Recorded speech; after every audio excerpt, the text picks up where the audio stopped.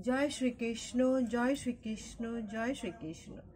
जय राधा रानी की जय, जय वैष्णो माता की जय, जय सिया राम की जय, जय खाटू श्याम की जय, जय श्रीमद् भगवद गीता की जय, जय कुरुक्षेत्र से माटिर जय।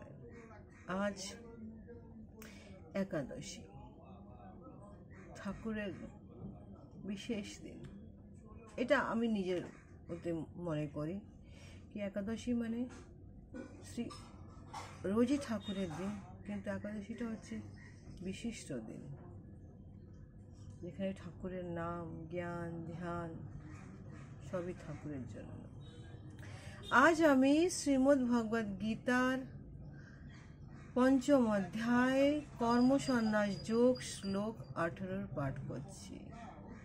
विद्या विनयः सम्पन्नेः ब्राह्मणेः गाभिः हस्तिनिः शुनिः च एवः स्वपाकेः च पंडिताः समदर्शिनः।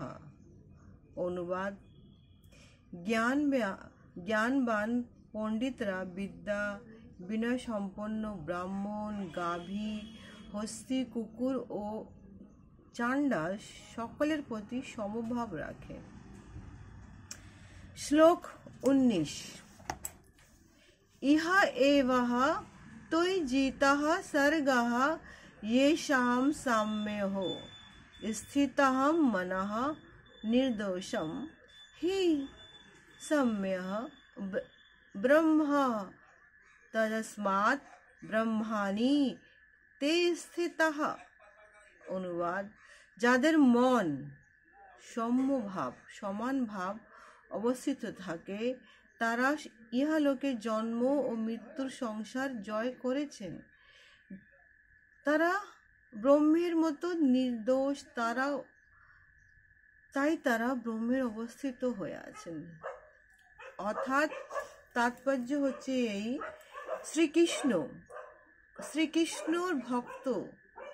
এখানে ভক্ত বলে মানে এটা না কি তুমি সারাক্ষণ কৃষ্ণ কৃষ্ণ কৃষ্ণ কৃষ্ণ করে গেলে, অথচ মনের মধ্যে তোমার চুরি থাকলো, চোরটা থাকলো না।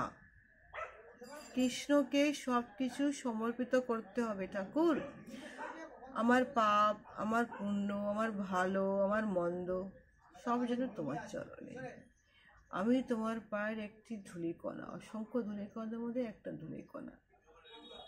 এই জিনিসটা যেন যখনই মানুষের মনে আসবে না, তখনই তার কখনো জাতি ও কুলের মধ্যে পার্থক্য বিচার হবে না, সেই সমাজ অবস্থা হবে না কি একজন চান্ডাল, একজন ব্রাহ্মণ, একজন কুকুর, একজন গরু, হাতি। তখন তার মনে হবে কি এরা সবাই জীব, আর এদের মধ্যে সেই ভগবান, সেই শ্রীকৃষ্ণের অংশটা রয়েছে। যার ফলে কি হবে, সে ভগবত তত্ত্বজ্ঞানী দৃষ্টি গিয়ে হলে সে শুধু সব জায়গায় শ্রীকৃষ্ণকেই দেখবে। জয় শ্রীকৃষ্ণ, জয় শ্রীকৃষ্ণ, জয় শ্রীকৃষ্ণ। তখন তার মনে যে ভাব, এই যে ভাবটা, এই ভাবটাই হচ্ছে সব থেকে বড়।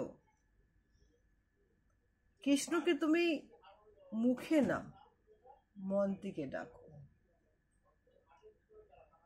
তাতে কি হবে, ভগবত ধামে সে প্রবিষ্ট হতে পারবে। শ্রীকৃষ্ণের নামটা বড় মধুময়, ভীষণ মধুময়। সেই কৃষ্ণের নামে জ্ঞান আছে, ধ্যান আছে, মোক্ষ আছে। জন্ম মৃত্যু বন্ধন থেকে সে ছেড়ে সে চলে যাওয়ার সমস্ত শক্তি আছে কৃষ্ণের নামে। জয় শ্রীকৃষ্ণ। আমার কৃষ্ণ নাম যদি আপনার যদি ভালো লেগে থাকে তাহলে একটা লাইক করে দেবেন, আর সবাইকে এই কৃষ্ণ নামটা যেন ছড়িয়ে দেবেন। এটাই হচ্ছে এই কৃষ্ণ পাঠ করার উদ্দেশ্য। সবাই যেন কৃষ্ণ নাম করে। হরে কৃষ্ণ, হরে কৃষ্ণ, হরে কৃষ্ণ। জয়